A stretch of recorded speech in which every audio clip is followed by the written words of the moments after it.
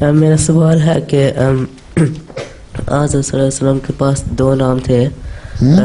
حضرت صلی اللہ علیہ وسلم کے پاس دو نام تھے, محمد اور احمد, لیکن ہم پھر حضرت صلی اللہ علیہ وسلم کو زیادہ حضرت محمد صلی اللہ علیہ وسلم کیوں کہتے ہیں؟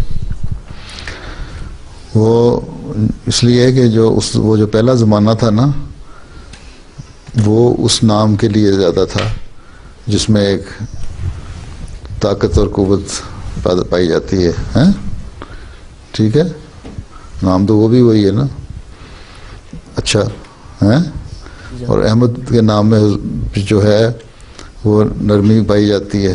اس زمانے میں دشمنوں نے کیونکہ حملے زیادہ کیے تھے, اس لیے وہ طاقت اور قوت کا زمانہ لیا جاتا ہے. ویسے تو جو لفظی میں نے اگر لو تو وہ نہیں بنتے اس طرح, لیکن احمد کے زمانے میں ایک نرمی ہے جو حضرت مسیح علیہ السلام کا زمانہ ہے. اس لیے وہ پہلا جو وقت تھا وہ محمد کے دور کا تھا, وہ نام کے دور کا. یہ زمانہ آن وسلم کے احمد کے نام کے دور کا, جس میں نرمی سے بغیر جنگوں لڑے تبلیغ اسلام ہو گئی.